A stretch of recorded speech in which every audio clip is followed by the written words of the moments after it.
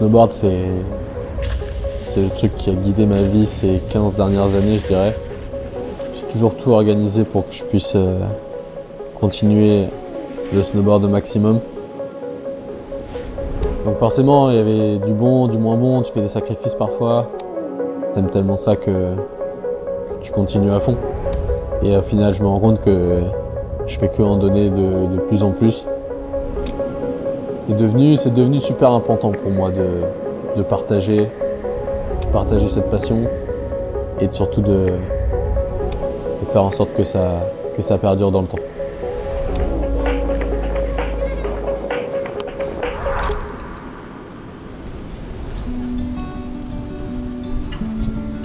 Je me suis souvent demandé pourquoi. Pourquoi j'aime autant le snowboard. Pourquoi j'y retourne encore et encore, à toujours vouloir une descente de plus. C'est pas juste une question de glisse, c'est pas seulement pour la vitesse ni pour les sauts. Non, il doit y avoir bien plus que ça. Donc Raph, si on remonte un peu, pour moi c'était, quand j'ai commencé le snowboard et le club, pour moi c'était la personne qui avait le plus de potentiel, le plus d'avenir. Je me voyais comme son mentor, vu que c'est moi qui l'ai motivé à se mettre au snowboard. Dès qu'il claquait des nouveaux tricks, j'étais trop content. Je le voyais progresser d'année en année, de saison en saison, et c'était génial. On était tout le temps ensemble. Je me rappelle que très jeune, je l'appelais Monsieur Podium. Il faisait soit 1, soit 2 et rarement 3, mais il était toujours sur le podium. Bah déjà Raph, moi je me souviens quand on était petits dans le groupe, c'était vraiment la petite pépite, le personnage principal presque on va dire de la team quoi. C'était vraiment le petit mec bon, qui avait du talent un peu plus que les autres quand même. Il a eu tout ce dont j'ai rêvé bien plus jeune, et Raph avait que 13 ans et il avait déjà des sponsors, il était déjà invité sur des gros événements, mais il était déjà des têtes en bas. Pour nous à l'époque c'était exceptionnel. J'avais 13 ans, c'était donc un événement organisé par Nike où il y avait un énorme big air. À un moment, je me suis lancé et quand je suis arrivé en bas, j'avais encore les jambes qui tremblaient tellement j'avais le stress et la peur de sauter ce machin. Et après, je les ai enchaînés et ça s'est très bien passé. Ça a été une vraie inspiration, c'est grâce à lui que je suis rentré au club. Et je me suis toujours beaucoup comparé à lui en me disant bon bah un jour j'aimerais bien réussir à faire ça, j'aimerais bien faire les mêmes figures.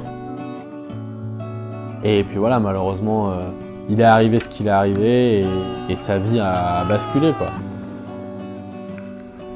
Mon chirurgien est venu un jour me voir dans la chambre et m'a dit bah, le sport c'est mort et remarcher ce sera la cerise sur le gâteau.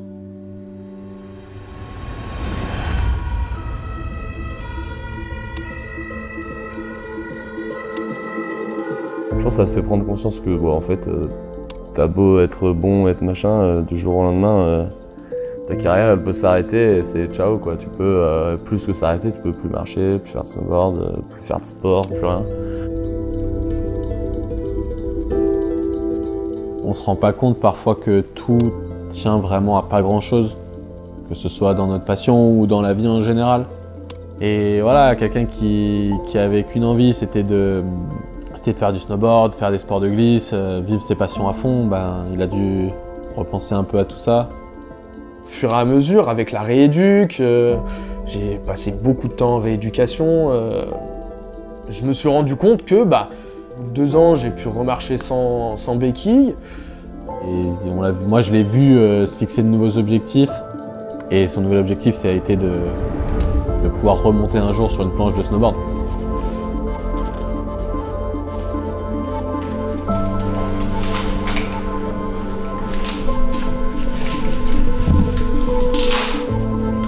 De se rééquiper, c'était incroyable.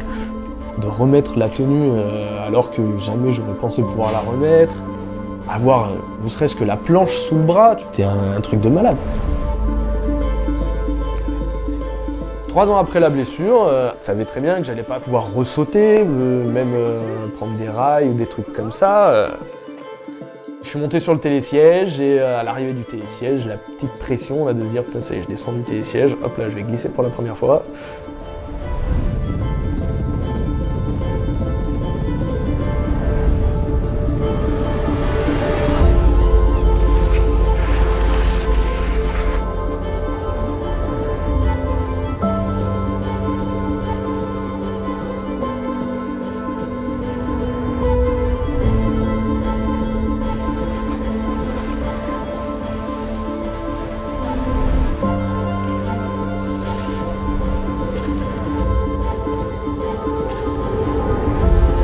Le jour où il a eu cet accident, le jour où il a vu que tout commençait à basculer, il m'a dit « je remonterai sur un snowboard un jour ». Le retrouver sur une planche, le revoir glisser, pour moi c'était vraiment un moment de bonheur que j'ai partagé avec lui et ça je l'oublierai pas. Ne serait-ce que pouvoir repartager les moments que je partageais avec mes potes à l'époque, ça c'est fou.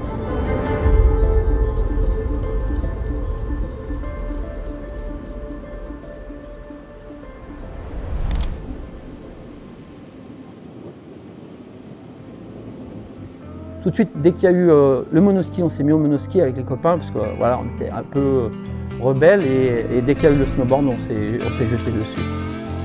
Je devais avoir 15 ans, donc c'était en 84.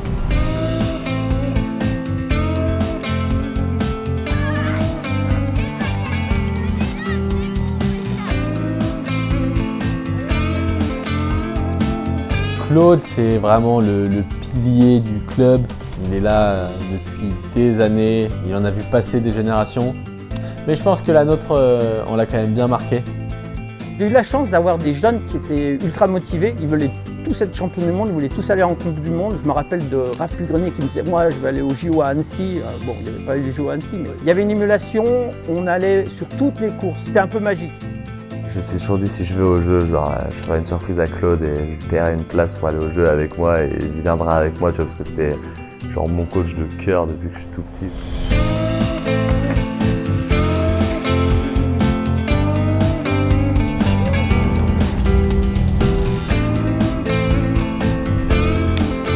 Et Claude, c'est une personne tellement bienveillante. Il te transmet la passion et juste l'envie de se marrer et de profiter quoi, à la légère. Il n'y avait pas de pression avec Claude, pas du tout. Ça fait partie des gens qui ont la passion de transmettre et puis qui ont aussi la passion de développer un sport.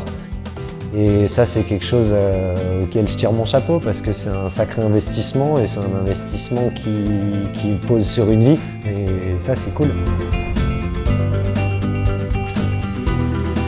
Bah, ça fait chaud au cœur de voir qu'il y a des gens qui sont tellement à fond pour partager cette passion, faire en sorte que l'esprit du snowboard continue.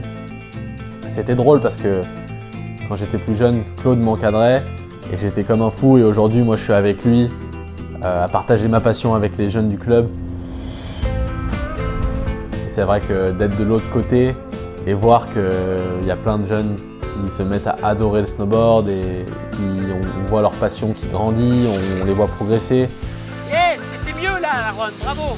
Ah ouais, ça fait forcément quelque chose d'être de l'autre côté. Ouais, c'est le retour de la pièce. Dès qu'il y a un jeune qui par lui-même devient coach ou voilà, s'occupe des jeunes, ben oui, ça fait plaisir parce qu'on a besoin de relais pour transmettre à nos jeunes.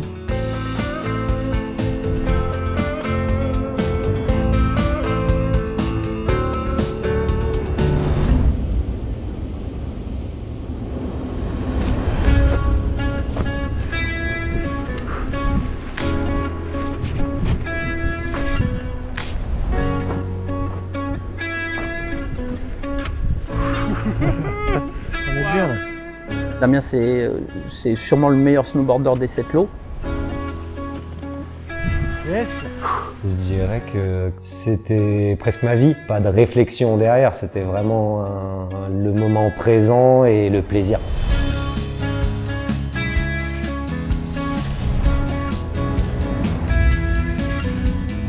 Damien, c'est la personne que je considère comme ayant été mon premier vrai coach. C'est quelqu'un de très important dans le club qui lui avait fait du haut niveau avant. J'ai connu Damien, c'était une Coupe d'Europe à Saint-Pierre-de-Chartreuse. Il avait 16 ans, 17 ans. Et déjà à l'époque, il postait les podiums. Voilà, il me semble qu'il tournait déjà en Coupe du Monde.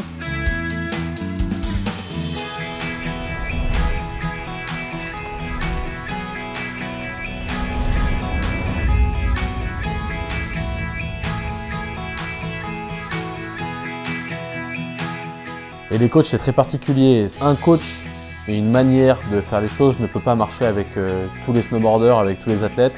Et moi, je sais qu'avec moi, ça avait extrêmement bien marché. Ça m'a permis de repousser mes limites et d'aller chercher donc, des résultats très hauts, on va dire, par rapport à mon niveau. Sacha. Allez go, second run. Damien, c'est quelqu'un qui connaît très bien les Sept-Lots.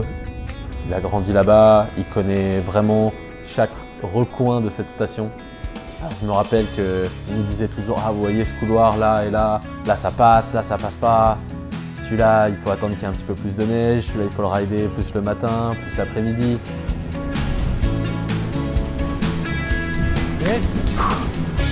Bravo.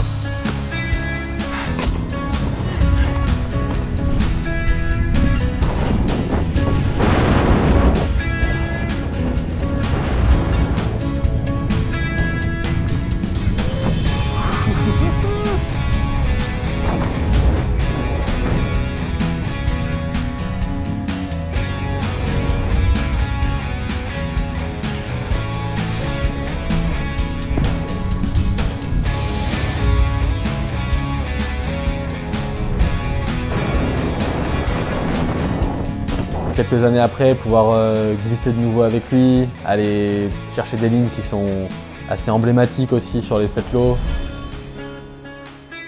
Et je pense qu'il a toujours envie de partager sa passion aussi fort que moi. Je dirais pas le snowboard m'a apporté quelque chose dans ma vie, je dirais le snowboard fait partie de ma vie.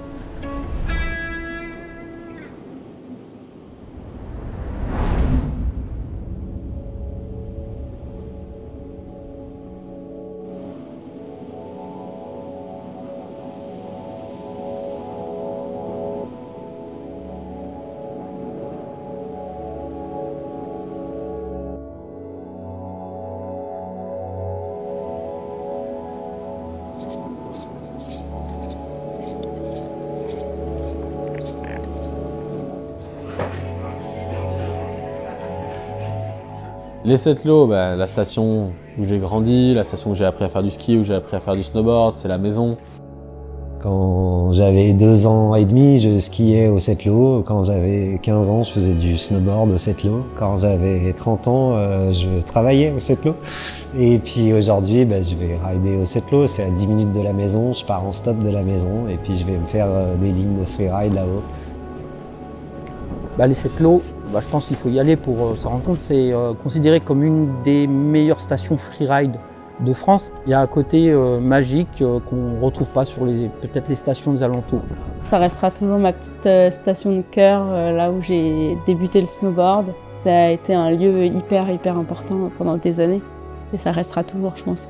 Moi je me souviens, j'ai passé le moniteur fédéral, ça devait être en 91-92, au Sept-Lots justement. On avait du mal à monter en voiture, il y avait 1 mètre de neige de partout et vraiment on se disait mais il y a trop de neige. Et aujourd'hui c'est plus le cas. Le réchauffement climatique on le voit, et encore plus sur les montagnes. La saison met plus de temps à commencer et elle s'arrête aussi de plus en plus tôt. Il y a surtout des endroits où avant on se posait pas du tout la question qu'il pouvait y avoir de la neige ou pas. Avant on savait qu'il y en avait. Maintenant ça devient compliqué et on doit adapter les itinéraires pour composer aussi avec l'enneigement existant. Et on se rend compte que c'est de plus en plus difficile. Des lignes, des couloirs qui étaient en pierrier d'en haut en bas, quand j'étais gamin, aujourd'hui il y a de la végétation dedans. Aujourd'hui l'herbe elle remonte. Les différents étages montagnards qu'on peut avoir, l'étage collinéen, l'étage alpin, l'étage subalpin, on les voit tous remonter. Moi ça me fait surtout me questionner sur les futures générations. Je rêve de transmettre ma passion plus tard. Moi j'ai eu la chance de faire du snowboard et de pouvoir encore en faire, mais est-ce que dans 20 ans je vais pouvoir transmettre ma passion? J'en suis pas sûre. Je pense qu'ils devront s'adapter de toute façon, mais malheureusement on sait qu'un jour ce sera plus compliqué.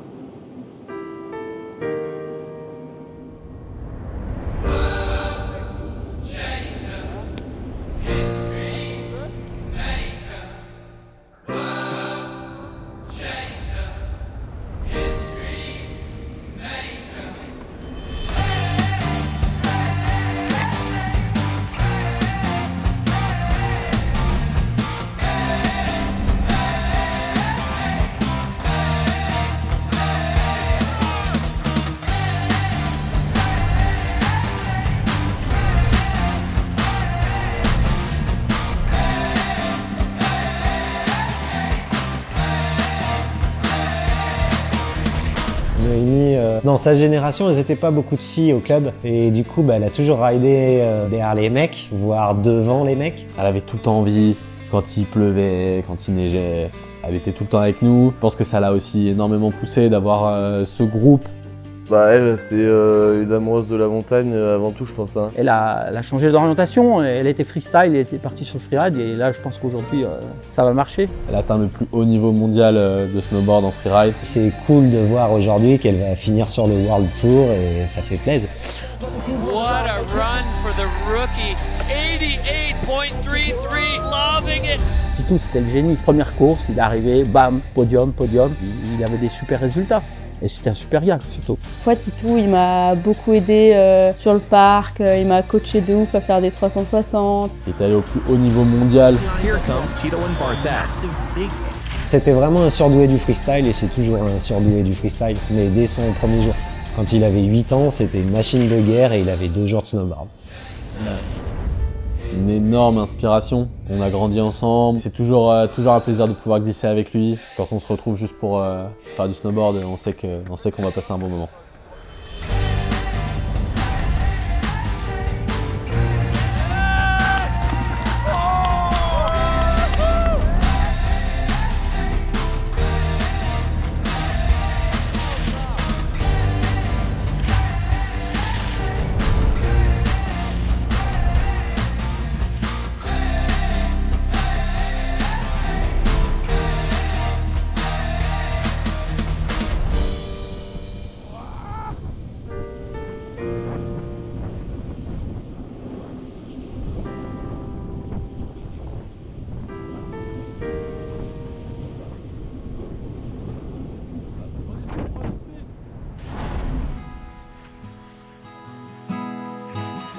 Sacha, quand je l'ai connu au club, il devait avoir 14 ans.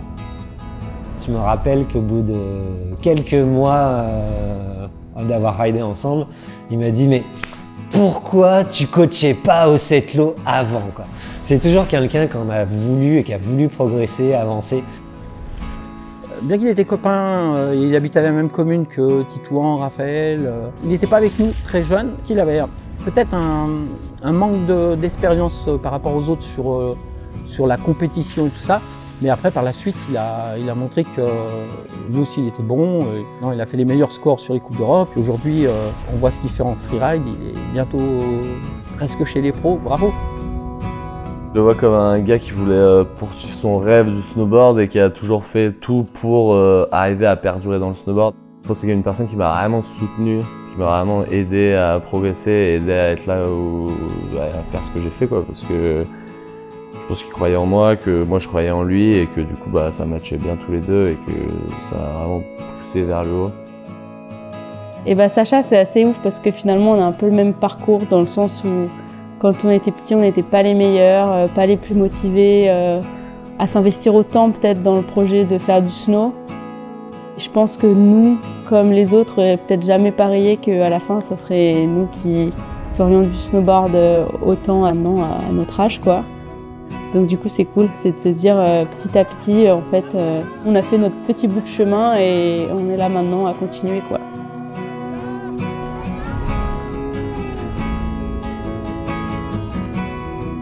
Le snowboard, c'est pas juste un sport, c'est une culture, une manière de penser, de s'exprimer.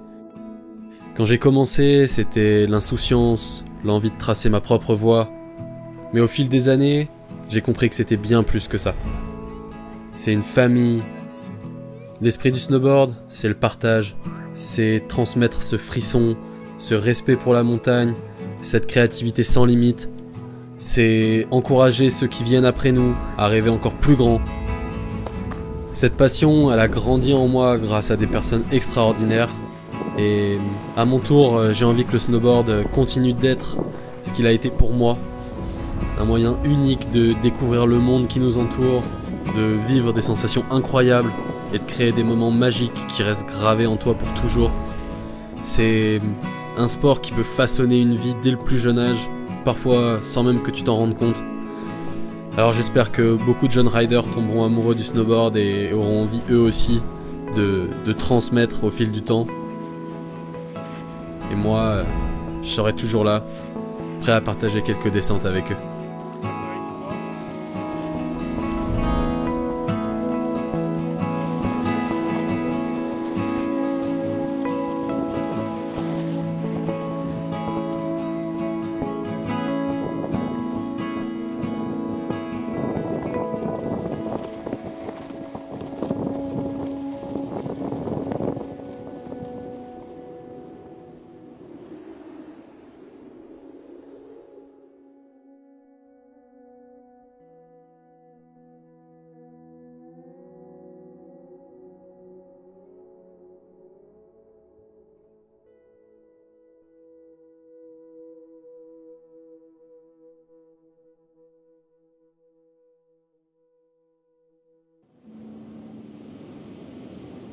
Le snowboard m'a apporté de la construction, déjà, parce que j'ai eu la chance de pouvoir pratiquer un loisir et ce loisir un peu plus approfondi en compétition pendant ma jeunesse, ce qui n'est pas donné à tout le monde. J'ai eu la chance de pouvoir me construire autour de ça. Ça fait totalement partie de ma vie. Et moi, ce que j'aime dans ce sport, c'est toutes les valeurs qu'il y a autour, toutes les personnes que j'ai pu rencontrer par le snowboard. Ça, c'est juste incroyable. Et puis tous les moments de vie que j'ai pu vivre et que j'espère encore vivre.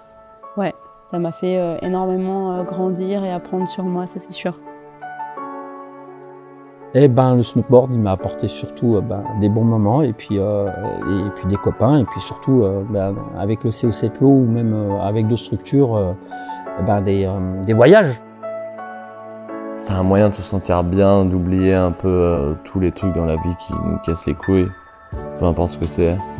C'était un moyen d'être avec les copains, d'avoir du plaisir, d'avoir de la reconnaissance, d'avoir de la fierté, de la confiance en soi. J'ai passé le temps, quoi. non, j'ai passé... Non, pas seulement. Pas seulement. Ça m'a apporté tellement de choses que c'est difficile de trouver une chose que ça m'a apporté. Les voyages, c'est les lieux, c'est les gens avec qui on est, qu'on rencontre grâce à ça. Je pense que ça m'a fait grandir. J'ai grandi avec, donc ça fait partie de ma vie. Parfait.